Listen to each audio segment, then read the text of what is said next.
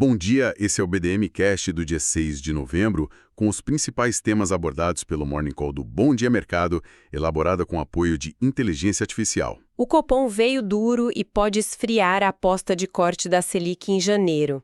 Isso muda a abertura. Depois de 11 pregões de alta, pode ter realização na Bovespa e ajuste nos juros curtos, devolvendo o otimismo de véspera.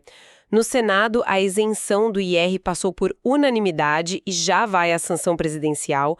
No calendário de balanços tem Petrobras no pós-fechamento. Vamos aos destaques desta quinta-feira. Perfeito. Então, hoje o foco é duplo, né? Essa decisão do Copom mais firme do que talvez alguns esperassem. Exato. E essa aprovação da nova isenção do imposto de renda lá no Senado. Queremos entender o que isso tudo significa para a economia e para os mercados. É isso aí. Começando então pelo Copom. Havia uma certa expectativa, né? Talvez por um comunicado um pouquinho mais suave. Sim, havia essa leitura em parte do mercado. Mas o Banco Central manteve o tom duro. Repetiu aquela expressão, política monetária contracionista por um período bastante prolongado. Esse bastante de novo. Pois é, ele foi mantido, e isso sinaliza bastante coisa. O BC continua preocupado. Com o quê, exatamente? Mesmo com alguns sinais de melhora na inflação? Principalmente com as expectativas de inflação, que eles dizem que continuam desancoradas, né, acima da meta. As projeções do próprio BC para a inflação futura também seguem elevadas. É certo. E tem outros pontos. A atividade econômica, embora eles reconheçam alguma moderação, ainda é vista como resiliente. E o mercado de trabalho, bom, esse continua pressionado, bem dinâmico. Então é um cenário misto, né? Atividade modera, mas emprego forte. Inflação corrente cai um pouco, mas as projeções futuras preocupam. Exatamente. O comunicado tenta equilibrar esses pontos, mas a ênfase maior foi na cautela.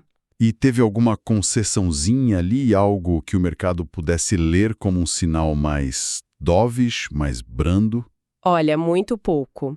A única coisa foi um ajuste mínimo na projeção de inflação lá para 2027, segundo trimestre. Caiu de 3,4% para 3,3%. Que ainda está acima da meta de 3%. Exatamente, ainda acima da meta, e para reforçar a dureza, eles mantiveram aquela frase clássica, né?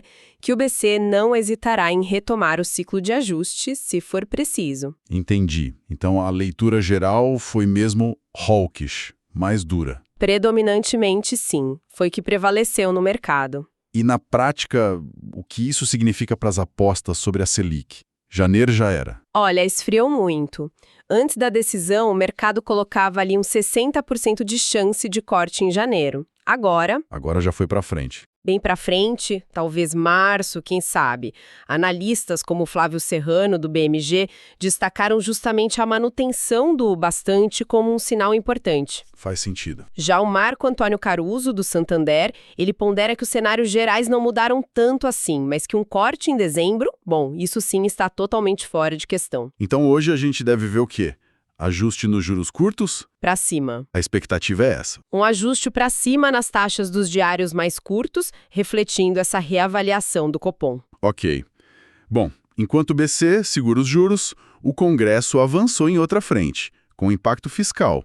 A nova isenção do IR, aprovada por unanimidade no Senado. Isso, isenção para quem ganha até R$5.000 mensais.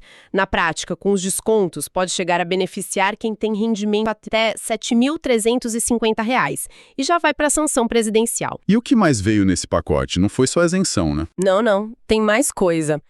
Criaram um imposto mínimo sobre altas rendas para quem ganha acima de R$600.000 por ano e também uma tributação de 10% sobre dividendos. Dividendos. Como funciona isso? Para a pessoa física, é sobre o valor que exceder R$50.000 por mês. E para remessas ao exterior, seja pessoa física ou jurídica, a taxa de 10% sobre qualquer valor. E essa parte dos dividendos gerou debate. Gerou, sim, principalmente por uma questão contábil meio técnica. A regra diz que lucros de 2025 podem ficar isentos se forem deliberados até 31 de dezembro de 2024. Mas as empresas não fecham o balanço só no ano seguinte. Exatamente. Aí que tá o problema. A data não bate com a prática das empresas.